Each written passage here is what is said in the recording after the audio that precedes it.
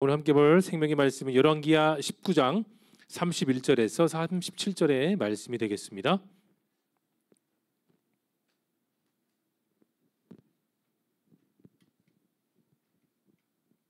열왕기상 19장 31절에서 37절의 말씀을 우리가 한 절씩 교독하시고 마지막은 함께 읽겠습니다. 남은 자는 예루살렘에서부터 나올 것이요 피하는 자는 시온에서부터 나오리니 여호와의 열심히 이 일을 이루리라 하셨나이다 하니라.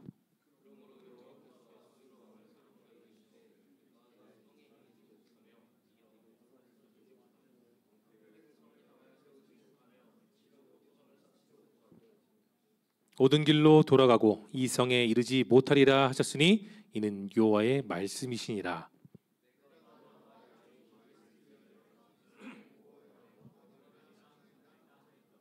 이 밤에 여호와의 사자가 나와서 아수르 진영에서 군사 18만 5천 명을 친지라.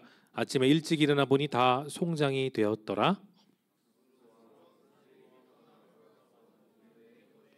함께 읽겠습니다. 시작.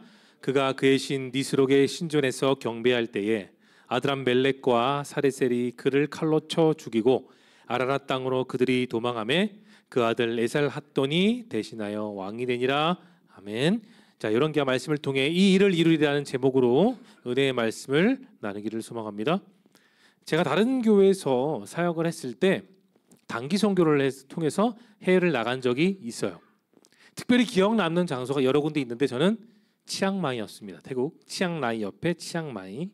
저는 워낙 잘 먹어요. 여기 청년들 제가 먹는 먹성을 알기 때문에 저는 어떤 음식도 잘 먹고 어떤 양식료도 그냥 다 잘 먹습니다. 그래서 음식에 어려움은 없었어요. 날씨의 도움도 없었습니다. 왜냐하면 저는 제 군번이 7월 군번인데 한여름에 정말 더울 때 군 생활했기 때문에 여름도 그렇게 날씨들을 영향을 받지 않죠. 잠자는 것도 아무 때서나 금방 다 잘 잘 수 있을 만큼 잠자리나 먹거리나 날씨는 저에게 전혀 문제가 되지 않았어요. 딱 한 가지를 제외하고 해외를 나가면 뭐 다 괜찮았습니다. 근데 그 한 가지가 뭐였냐? 인터넷이었습니다. 통신사를 통해 준비한 로밍을 사용해도 십몇 년 전이니까 지금보다는 로밍이 그리 썩 좋지는 않았어요. 치앙마이 중에서도 그 도시 가운데 가장 구석에 있는 선교사님이 살고 계시는 그 곳엔 안테나가 많이 떠봤자 2개가 전부였습니다.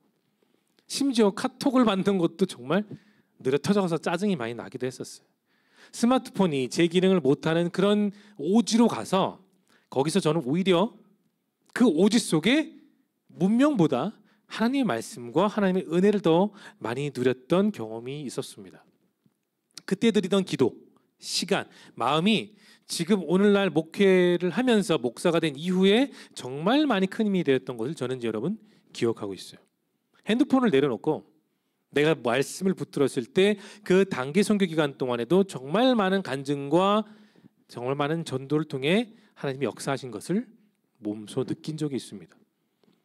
여러분, 하나님을 믿는 신앙으로 살아야지 좋지 못한 환경 속에서도 우리는 감사를 경험할 수 있어요. 우리는 인생을 살면서 장소가 어떻든지 어떤 상황 속에 또 누구를 만나든지 다양한 일들을 경험합니다. 그런데 우리가 뭐 예측하고 아는 것도 있겠지만 내가 전혀 예측하지 못하는 일들과 상황을 우리는 살면서 만나게 되는 겁니다. 그럴 때마다 이런 생각이 다 대부분 들어요. 무슨 생각이냐? 내가 하나님을 정말 잘 믿으면 누가 뭐래도 나이 드신 나이가 지긋한 장로님 권사님 봤을 때도 저 청년 정말 신앙생활 열심히 잘한다. 나도 지금 본받고 싶다라는 말을 들을 정도로 내가 그렇게 열심히 하면 나에게는 어려움이 오지 않을까라는 그런 생각이에요. 근데 이 질문의 정답은 노입니다. 하나님을 누구보다 잘 믿고 신앙생활하면서 교회 봉사하고 교회에서 살아도 우리 집이 3대, 4대, 5대 이상의 쭉 믿음의 명문의 가정이라고 자부할 수 있어도 어려움은 다 찾아와요. 그게 목사이든 장로이든 권사이든 다 마찬가지라는 겁니다. 이 땅에 살아가는 모든 크리스찬들이 다 동일하게 겪는 거예요. 크리스찬의 삶이 이런 삶이면 왜 인생을 살면서 왜 우리가 굳이 하나님을 그렇게 잘 믿어야 될까요? 그냥 믿는 게 아니라 잘 믿어야 되는데 여러분 포인트를 두십시오. 왜 성경 말씀은 늘 하나님에게 초점을 맞추고 살라고 우리에게 날마다 그렇게 이야기하고 있는 것일까요? 여러분 주변 세상을 한번 보십시오. 소위 불신자들, 하나님을 전혀 모르고 하나님을 믿지 않은 사람들이 여러분보다 더 잘 살아요. 인정할 거 인정합시다. 더 많이 돈을 벌고 더 많이 누리고 더 많이 하고 싶은 거 다 하고 삽니다. 세상 사람들이 그렇죠. 돈도 더 많이 벌고 더 높은 위치에서 더 좋은 환경에서 떵떵거리고 살고 있는 게 불신자들의 세상 모습이에요. 하나님을 안 믿는 사람들이 하나님을 잘 믿는 사람보다 더 강하고 더 힘있고 더 멋지게 사는 것을 우리는 주변에 쉽게 볼 수 있습니다. 여러분들의 지인들도 그럴 거예요. 그럼 한번 반대의 경우를 한번 볼까요? 하나님을 잘 믿고 말씀에 따라 순종하는 성도들을 유심히 보면 여러분 가운데서 한번 보십시오. 세상 사람들과 달라요. 무엇이 다르냐? 뭐 생김새가 다르냐? 말투 언행이 다르냐? 그걸 말하는 게 아니에요. 그런 1차원적인 얘기를 하는 게 아니라 무엇이 다르냐? 신앙의 선악 중심을 지키는 성도들은, 청년들은 고난이 오든지 말할 수 없는 어려운 형편들이 올 때에도 묵묵하다는 거예요. 참 묵묵하다는 거죠.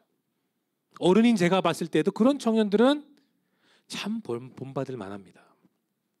그러면서 생각하는 것 중에 하나는 굳이 내가 하나님을 믿는 것을 내가 남들보다 더 잘해야 될까? 더 열심히 해야 될까? 더 성실히 해야 될까? 우리는 그런 딜레마에 누구나 빠질 수 있습니다. 오늘 우리가 읽었던 열왕기 하를 보면 그런 딜레마에 빠졌던 왕과 백성들이 있었고요. 또 그 딜레마 속에서 주시는 이사야를 통해 주시는 생명의 메시지가 있습니다. 우리가 그 메시지가 무엇인지를 한번 살펴보겠습니다. 여러분 오늘 본문에 나와 있는 왕은 여러분이 잘 아는 히스기야 왕이었어요. 성경의 역사 중에 역대상, 열왕기 상하는 역사서를 가리키는 성경이에요. 근데 그 역사서를 잘 보면 그 시대를 살았던 왕들에 대한 평가가 곳곳에 등장합니다. 자, 열왕기하 18장 2절 3절 한번 열어볼까요? 2절 3절을 크게 읽어보겠습니다. 시작.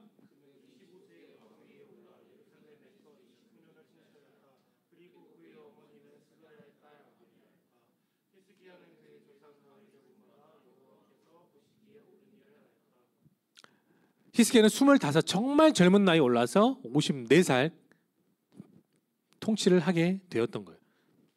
근데 중요한 게 뭐냐? 3절에 여러분 키포인트를 두십시오. 히스기야는 따라합시다. 그의 조상 다윗을 본받아 여호와께서 보시기에 뭐 됐다고요? 옳은 일을 했다. 누가 보기에요?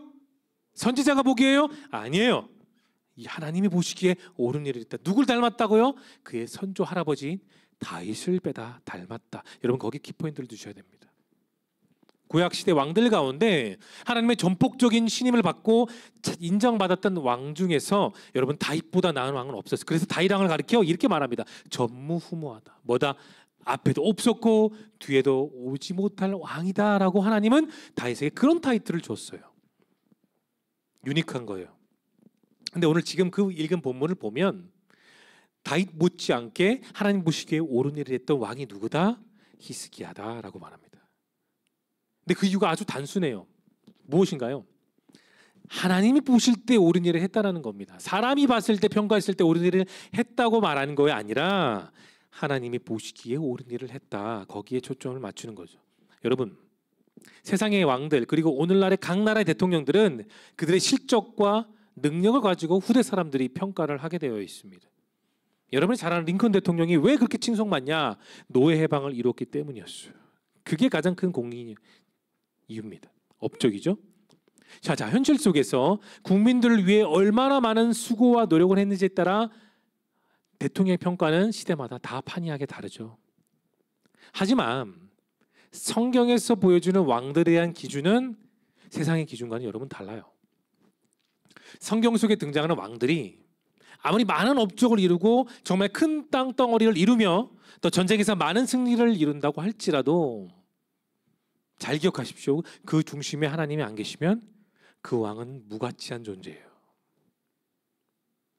그가 기름 부음 받은 왕이라 할지라도 자신이 얼마나 하나님을 의지하고 겸손하게 하나님 앞에서 엎드리느냐에 따라 그의 평가가 달라진다는 겁니다. 물론 백성들의 생각은 다를 수 있을 거예요. 그러나 성경이 말하는 기준은 사람의 기준이 절대로 아닙니다. 진리인 성경은 오직 하나님을 기준을 삼는다는 사실을 여러분 믿으시길 바랍니다. 그런데 오늘 우리가 읽은 이 본문에서 히스기야는 다윗과 같은 선성에 두고 있던 거예요. 하나님 보시기에 옳은 일을 했기 때문입니다. 히스기야는 하나님을 향한 믿음 하나만을 갖고 29년 동안 백성들을 앞에서 끌고 갔어요. 또 다른 나라와도 외교도 잘 했었습니다. 근데 히스기야가 늘 생각하는 것 중에 하나는 남유다가 언제나 같은 믿음을 가지고 같이 하나님을 향해서 나아가야 된다는 그 하나였습니다. 그의 신앙 철학이었고 왕의 통치 철학이었죠. 여러분, 남유다는 정말 작은 나라예요. 이 작은 나라를 넘어뜨리고 삼키는 나라가 있었죠. 그 나라가 뭐냐? 북이스라엘을 무너뜨렸던 나라 아수르였습니다. 북이스라엘은 아수르에서 완전히 짓밟혀졌어요. 완전히 황폐하게 되었습니다. 갖춤 핏줄의 동족의 내 동포들이 유린당하고 짓밟히는 것을 남유다는 볼 수밖에 없었어요. 힘이 너무나도 연약했기 때문에. 자, 이제 기세등등한 아수르는 남은 남유다를 집어삼키기 위해서 진격하게 돼요. 근데 설상가상으로 왕과 신하들이 한 마음을 통으로 갖고 있어서 하나님께 기도해야 되는데 전혀 기도하지 않았습니다. 아수르 쪽으로 가자, 아니면 애굽으로 가자, 두 파로 나눴지 하나님께 매달리자는 사람은 단 한 명도 없었다는 게 남유다의 찐 현실이었다는 거예요. 그들의 현실. 그렇게 정치인들이 대부분 이집트를 향해서 가자고 말을 했을 때에 그 당시 선지자였던 이사야는 이렇게 말을 해요. 어리석은 짓을 하지 말라고요.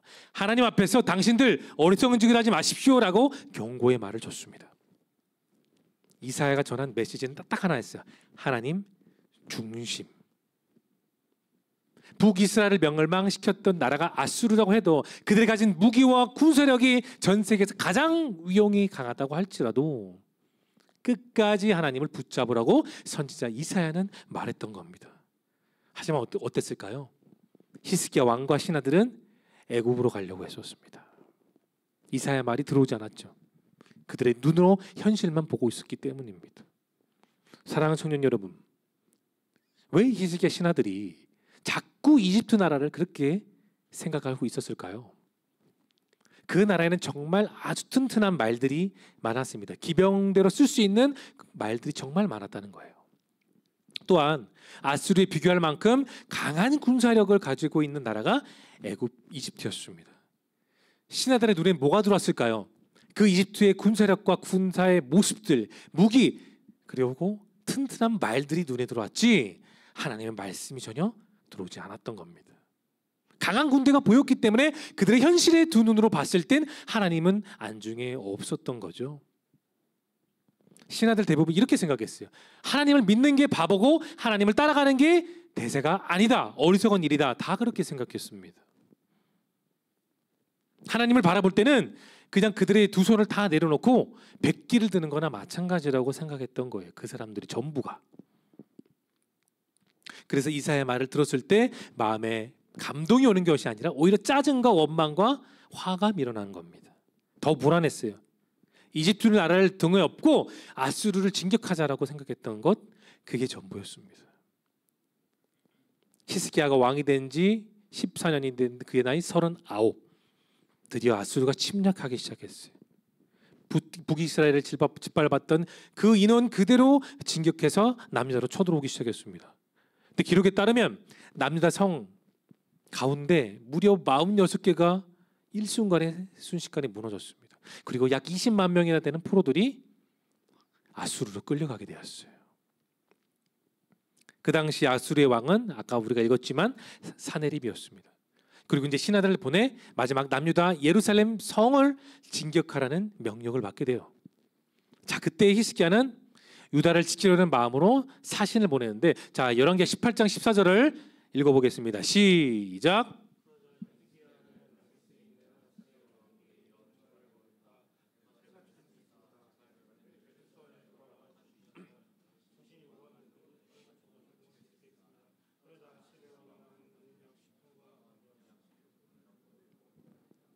자, 이런 게도 자세히 나와 있듯이 사내립이 요구한 그 부분을 채우기 위해 히스기야는 자신의 궁에 있는 모든 금을 모으고 모든 은까지 다 긁어 모으기 시작했어요. 뿐만 아니라 그 열왕기 18장에서 나와 있는데 성전에 있는 금으로 도금시켜 놓은 그 금도 다 긁어서 모으기 시작을 해요. 그리고 다 벗겨서 사신을 통해 주었습니다. 그러나 사내립 왕은 마음이 차지 않았어요. 부족해서 더 요구하기 시작합니다. 더 몰아세웠어요. 그래서 랍사게라는 장군과 18만 5천 명을 예루살렘 성을 에워싸도록 명령하게 되었습니다. 여러분이 지금 히스기야 왕의 입장이라면 내가 있는 그 성 주변에 18만 5천 명이 무기를 들고 서 있다 생각해 보십시오. 어떤 마음이 들겠습니까? 죽고 싶지 않겠습니까? 너무 기가 차지 않겠어요? 그가 지금 할 수 있는 방법을 다 써보고 했지만 오히려 상황은 점점 더 나빠지고 있었습니다. 설교 초반에 제가 말씀드렸죠?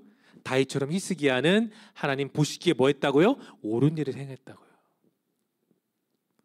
하나님께 그렇게 인정을 받았던 그였지만 자신의 나라에 있는 성의 대부분이 완전히 다 초토화됐습니다. 사랑하는 백성들이 20만 명이나 포로로 끌려간 거예요. 왕이었지만 그가 할 수 있는 일은 아무것도 없었습니다. 그리고 이제 남유다 예루살렘 성 주변에 18만 5천 명의 군사들이 다 에워쌌습니다. 그리고 랍사게는 이런 말을 해요. 너희들은 너의 배변과 소변을 먹고 죽게 된다는 조롱을 섞인 말까지 퍼붓겨냅니다. 여러분, 지금 예루살렘에는 공허함뿐입니다. 남유다를 도와줄 나라는 아무 나라도 없어요. 저주를 있는 대로 다 쏟아내는 랍사게에게 어느 누구도 대항하지 말도록 히스기야는 조용하게 시켰습니다. 자, 볼까요? 18장 36절 한번 열어볼까요? 크게 읽어봅니다. 시작.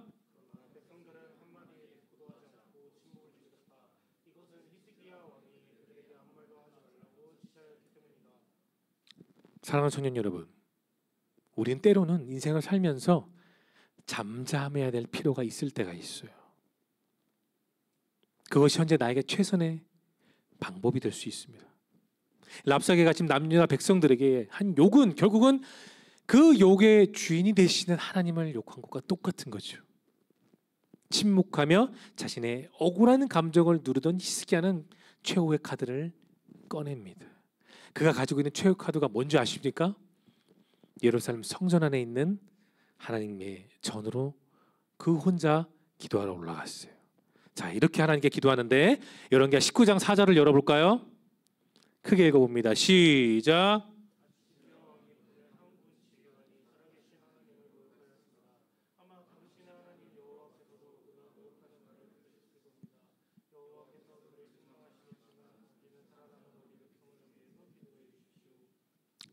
기도를 하기 올라가기 전에 선지자 이사야에게 작은 부탁을 해요. 마지막 부탁. 우리는 죽을 수도 있겠지만 당신은 살아남아 우리 백성을 위해서 기도해달라. 히스기야의 마지막 믿음의 고백이었던 거죠. 그리고 그는 올라갑니다. 절실하게 고백해요. 어떤 미세하거나 화려한 말을 하나님 앞에 쏟아내지 않았습니다. 그가 들은 기도는 이래요. 하나님, 저 무식한 랍사게가 어이없는 말을 한 것을 다 들으셨죠? 그런 말을 합니다. 오늘 말씀에 나와 있듯이 랍사게는 하나님 백성들을 다 유린하고 짓밟았어요. 모욕을 주고 조롱하고 심지어 하나님까지도 욕했던 그 사람입니다. 평생 하나님을 따라 하나님 앞에서 옳은 일을 했던 히스기야는 이제 이렇게 기도하는데 열왕기하 19장 17절부터 19절의 말씀인데, 자, 큰 목소리 읽어볼게요. 시작.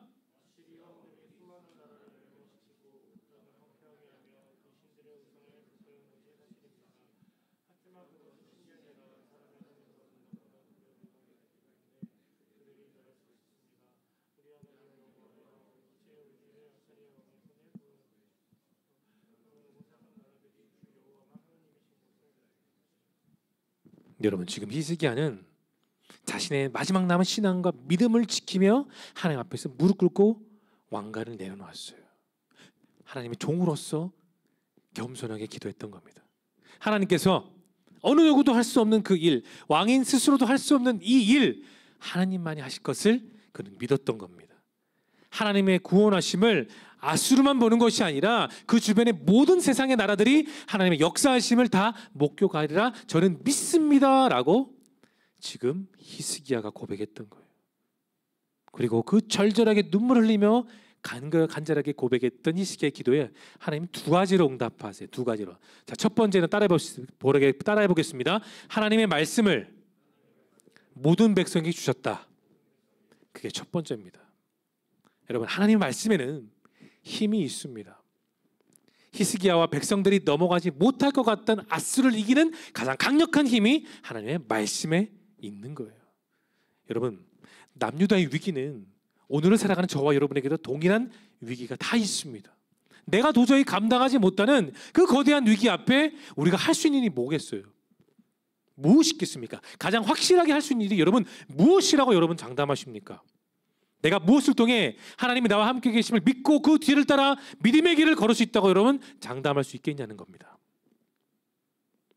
하나님 말씀을 붙드는 데 있어요. 오늘 본문은 이스라엘을 통해 하나님의 말씀을 주셨어요. 아수르 왕과 랍사게가 한 욕은 결국 하나님이 들은 욕과 똑같은 거죠. 히스기야는 반응하지 않았습니다. 그리고 그것을 하나님께 고백했습니다. 여러분, 우리가 인생을 살면서 억울한 일을 당해요. 때로는 정말 말도 안 되는 이야기도 듣고 근거 없는 이야기가 돌아서 내게 들어올 때 정말 짜증납니다. 원망스럽고 그런 말을 퍼뜨린 사람을 혼내고 싶은 것도 다 마찬가지입니다. 세상 사람들에게 당하는 상처도 있지만 교회를 다니는 사람들에게 당하는 상처도 이루 말할 수 없는 겁니다. 근데 여러분, 그럴 때마다 오늘 우리는 히스기야를 떠올려야 됩니다. 내가 잠잠하고 내가 조용하면 결국 하나님이 나서요. 하나님이 보응하신다는 겁니다. 하나님께서 하나님의 방법으로 응답해 주시는 겁니다. 오늘 본문 19장 21절에 보면 한 단어가 나와요. 그게 뭐냐? 처녀 시온에 따라라고 남유다를 그렇게 호칭하고 있어요. 정말 조폭과 다름없는 사내립 아수르가 욕을 하고 폭행을 일삼고 있었는데 그 아버지 되신 하나님께서 딸 시온이 유린당하고 폭행당하는 걸 가만두겠습니까? 하나님은 보응하십니다. 처녀 시온 딸과 같은 연약하고 부족한 이스라엘뿐만 아니라 오늘 말씀을 전하고 듣는 우리 모두도 하나님이 그렇게 하나님의 능력으로 우리를 지켜주시는 거예요. 자, 두 번째입니다. 따라해 볼까요? 하나님의 영이, 다시 한 번 더, 하나님의 영이 함께 하십니다. 그 영이 나타나기 전까지만 했던 사내립은 비웃었어요. 하나님을 비웃고 히스기야를 비웃고 이스라엘의 선지자들을 조롱했습니다. 사내립은 자기 힘으로 남유다의 46개 성을 넘어뜨렸고 마지막 이 예루살렘 성도 내 힘으로 무너뜨릴 거라고 호언장담했죠. 바로 그때 하나님의 영이 나타났습니다.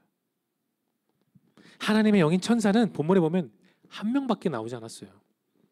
그런데 열왕기상에 나오는 불말과 불병거를 봤던 엘리사는 그 주변을 에워싸는 것은 아니었지만 오늘 이 천사는 강한 능력을 베풀어 주었습니다. 자, 어떤 역사가 났는지, 자, 19장 34절과 35절을 여러분의 목소리 읽어보게요. 시작.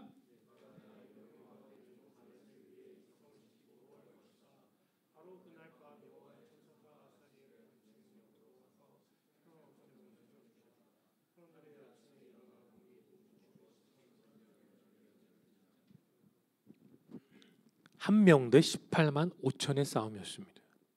그런데 그 한 명은 천사였고 하나님의 능력을 갖고 있는 천사였습니다. 힘이 상대가 될 수 있을까요? 18만 5천이 아니라 1억 8,500명이 핵무기를 들고 와도 하나님의 영을 이길 수는 없는 겁니다. 하나님의 역사는 확실하게 나타났어요. 그 당시 가장 강한 나라, 전쟁에 능하고 정복을 쉽게 하던 아수르 군대 18만 5천 명은 하루아침 사이에 송장이 되었습니다. 그들은 무기를 휘두르지도 못했어요. 단 발 한 발자국도 내딛지 못했던 겁니다. 일순간에 죽었던 거예요. 눈 깜짝할 사이에. 성경은 어떤 방법을 사용해서 그 하나님의 영이었던 천사가 아수르 군대를 죽였는지는 말하지는 않아요. 그러나 중요한 사실은 뭐다? 하나님은 하나님의 능력으로 말씀으로 역사하신다. 그건 우리에게 증명하신 겁니다. 하나님의 나라 남유다, 하나님의 성전이 있는 예루살렘은 최후의 결전지였습니다.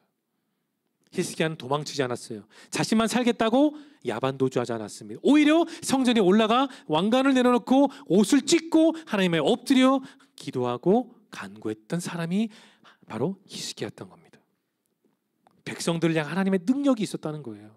하룻밤 사이 천사가 나타나 아수 군대를 완전히 다 죽였습니다. 여러분, 사람의 힘으로는 이거 도저히 설명이 불가능합니다. 사랑하는 청년 여러분, 우리 모두가 다 하나님을 믿고 의지하며 살 때 하나님의 거룩한 영이 여러분의 삶 가운데 임할 줄로 믿으시길 바랍니다. 우리 한 명 한 명은 자신의 압도적인 그 하나님의 힘으로 우리를 보호해 주실 겁니다. 여러분, 반드시 기억하십시오. 그 역사를 믿는 청년들은 반드시 하나님께서 여러분의 삶 속에 하나님의 타이밍과 하나님의 방법으로 역사하시지만 나에게 임재하시겠어라고 생각하는 청년들에게는 죽었다 깨어나도 하나님의 역사는 나타나지 않는 겁니다. 종이 한 장 차이에 불과해요. 내가 믿느냐 믿지 않느냐, 그 결과는 판이하게 달라집니다. 여러분, 신앙생활은 그냥 하는 게 중요한 것이 아니라 올바르게 하는 것이 중요해요. 그런데 그보다 더 중요한 게 무엇이냐? 잘 들으십시오. 바른 말씀을 토대로 내가 하나님만을 의지하며 살아가는데 우리의 신앙의 목적이 있다는 거예요. 누구나 신앙생활 하면서 때로는 성령 충만합니다. 때로는 낙심합니다. 그럼에도 불구하고 내가 얼마나 하나님을 더욱더 의지하며 다시 기도하고 붙드느냐, 거기에 여러분의 인생은 확실히 달라지게 되는 것입니다. 말씀을 정리할게요. 오늘 히스기야는 그의 29년의 통치 사역 가운데 가장 힘들었습니다. 죽고 싶었습니다. 나를 도와줄 사람이 아무도 없었기 때문이에요. 고개만 밖으로 내면 서슬퍼런 무기를 들고 곧 성을 무너뜨릴 18만 5천 명의 아수리아 군사들이 있었습니다. 자신이 믿고 의지하는 하나님과 백성들이 모욕과 조롱을 들을 수밖에 없었어요. 하지만 그는 감정적으로 대응하지 않았습니다. 침묵을 유지했습니다. 모든 것을 그 뜻대로 이끄시고 반드시 자신의 삶에 나타나시는 하나님의 능력을 바라며 그는 성전 위로 올라가 기도했습니다.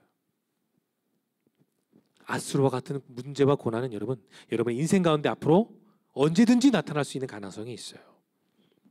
우리 스스로는 그 문제를 넘어설 수 없습니다. 여러분, 인정하십시오. 인정할 줄 알아야 됩니다. 그러나 우리에게는 그것을 넘어서는 가장 강한 힘이 있습니다. 그게 무엇이냐? 따라합시다. 하나님의 능력. 더 크게 하나님의 능력. 하나님의 능력뿐입니다. 우리가 읽었지만 열왕기하 19장 31절에 이렇게 말하고 있어요. 남은 자는 예루살렘에서 나올 것이요 피하는 자는 시온산에서부터 나오리니 여호와의 열심히 이 일을 이루리라 하셨나이다 하니라. 아멘. 하나님이 이루십니다. 여러분, 믿으십니까? 정말 믿으십니까? 여러분 앞에 놓여져 있는 다양한 일들, 취업, 이직, 대인관계, 또한 학교를 들어가야 되는 모든 일들, 우리 앞에 놓여져 있는 넘사벽이에요. 우리 스스로는 감당할 수 없습니다. 목사인 저도 감당할 수 없고요. 어느 누구도 감당할 수 없습니다. 그러나 그 일을 가능케 하신 분 누구다? 하나님이십니다. 이 일을 반드시 이룬다는 것을 확신하시며 새로운 한 주에도 이 주신 말씀 의지하며 살아가는 여러분 모두가 될 수 있기를 예수님의 이름으로 축원합니다. 기도합시다.